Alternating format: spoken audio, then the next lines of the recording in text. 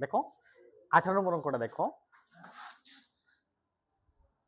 তাহলে আমরা এইটুকু অংশ হচ্ছে আমাদের লেফট হ্যান্ড সাইড, এইটুকু হচ্ছে আমাদের রাইট হ্যান্ড সাইড, ঠিক না?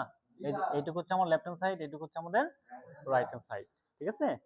আচ্ছা, তাহলে আমরা লিখবো সমাধান লেফট হ্যান্ড সাইড সমান cot a plus tan b, আর নিচে হচ্ছে cot b plus tan a। একটু লক্ষ্য করো, আমার এই অংশটুক দিয়ে আমরা এই অংশটুক কি করব? প্রমাণ করব। তাহলে এখানে কি আছে? cot a into tan b, cot a into tan b। তাহলে cot a আর tan b কি হিসেবে আছে? গুণ হিসেবে আছে। কি হিসেবে আছে?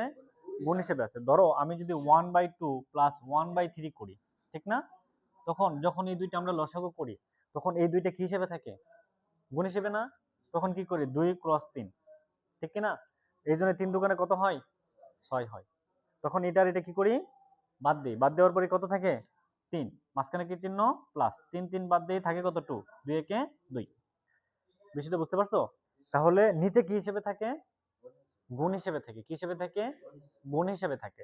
এখন দেখো, আমি যদি কটেরে ভাঙাই, কটেরে ভাঙাই, কটের সাথে সম্পর্ক টেনের না? তাহলে cot a সমান সমান কি হবে? 1/10 a, ঠিক না? আবার 10 এর যদি ভাঙাই কি হবে? 1/cot a, 1/cot a, ঠিক না? আচ্ছা, এখন cot b, ইনো যদি b থাকে তাহলে এখানে কি দিবা? b। বিষয়টা কি বুঝতে পারছো? এখানে যদি b থাকে এখানে কি দিবা? b। এখানে যদি a থাকে এখানে কি দিবা? a। তাহলে আমার দরকার কি? tan b। এই যে tan b, কথা বুঝতে পারছো? মাঝখানে কি চিহ্ন আছে? এই যে প্লাস। প্লাস থাকলে নিচের দুটো কি হয়ে যাবে? গুণ হয়ে যাবে। এই যে এখানে কোটে, এই যে কোটে। দেখছো বিষয়টা? বিষয়টা সুন্দর না? আচ্ছা, তাহলে আমি এই অংশটুক দিয়ে এই অংশটুক প্রমাণ করব এবং লজিক্যালি আমরা বিষয়টা পেয়ে দিই। পাইছি না? আচ্ছা, এখন দেখো, তাহলে আমরা নিচেরটারে ভাঙালে কিন্তু হয়ে যায়। নিচেরটারে ভাঙালেই হয়ে যায়। ওকে? তাহলে দেখো, এই যে সমান সমান বরাবর, এই যে এই বরাবর দাগ দিবা। মেন দাগ কিটা? মানে মেন ভাগটা হচ্ছে এটা, দাগ না ভাগ। ওকে? আবার উপরে কি যা আছে তাই, cot a plus tan b রাখো, কোনো সমস্যা নাই। এখন ওই যে cot এর ভাঙালে কি হয়? cot কার সাথে সম্পর্ক? tan এর সাথে সম্পর্ক। ত্রিকোণমিতিক অনুপাত কয়টা শিখছিলাম? 6টা। sin কার সাথে সম্পর্ক? cosec এর। আবার cosec কার সাথে সম্পর্ক? sin এর। cos কার সাথে সম্পর্ক? sec এর। sec কার সাথে সম্পর্ক? cos এর, ঠিক না? আবার tan কার সাথে সম্পর্ক? cot এর। আর cot কার সাথে সম্পর্ক? tan এর। tan কার সাথে সম্পর্ক? cot। cot কার সাথে সম্পর্ক? tan। ওকে?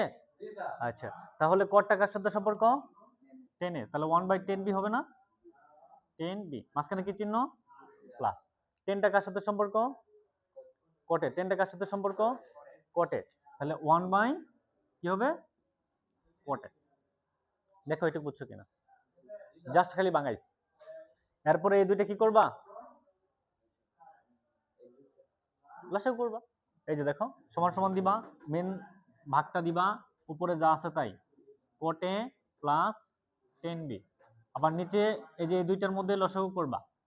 কি করবা? লসাগু করবা। এখানে tan b into cot a, tan b into cot a, এই দুইটা লসাগু করে দাও। tan b into cot a। ওকে? এখন এই tan আর tan কি চলে যাবে না? থাকবে কি? cot a থাকবে কি? cot a। এই cot a দিয়া 1 এর কি করবা? গুণ করবা। তাহলে কি থাকলো? cot a। মাঝখানে কি চিহ্ন? প্লাস। ওকে? তারপর দেখো, এই cot a চলে যাবে, থাকে কি? tan b। এই tan b দিয়ে 1 এর গুণ করবা। তাহলে কি tan b না? এই tan b। এটা বুঝছো কিনা? শাবাশ।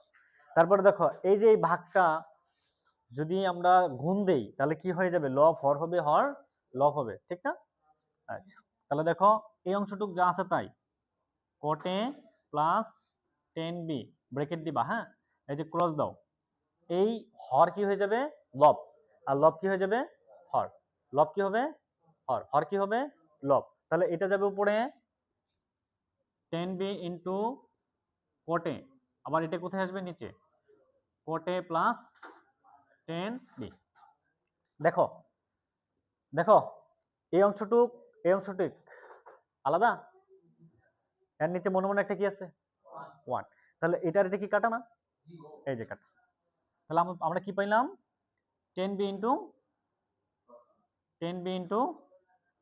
cot A। এখন দেখো এই যে cot A ইন্টু 10b মিলছে? আচ্ছা আগে পড়ে দাও, সমস্যা নাই। cot A ইন্টু এই যে 10b, এই যে cot A ইন্টু 10b, এই হচ্ছে আমার রাইট হ্যান্ড সাইড। ওকে, সুতরাং লেফট হ্যান্ড সাইড সমান রাইট হ্যান্ড সাইড প্রুফড। মনে থাকবে? দেখো কিচ্ছু না, অঙ্কটা এত কঠিন না, জাস্ট খালি নিচেরটা ভাঙাইছি। নিচেরটা কি করছি? অঙ্ক হয়ে গেছে, দেখছো? আচ্ছা তাহলে আমি আশা করি 18 নম্বর ক্লিয়ার, 17 নম্বর ক্লিয়ার, ঠিক আছে, 12, 13, 14, 15, 16 ক্লিয়ার। ওকে, সবাই খাতার মধ্যে লিখে আমাকে দেখাবা কালকে এই যে যতগুলো অঙ্ক করাইছি। খালি বললে হবে না, কাজে রূপান্তরিত করতে হবে। হ্যাঁ।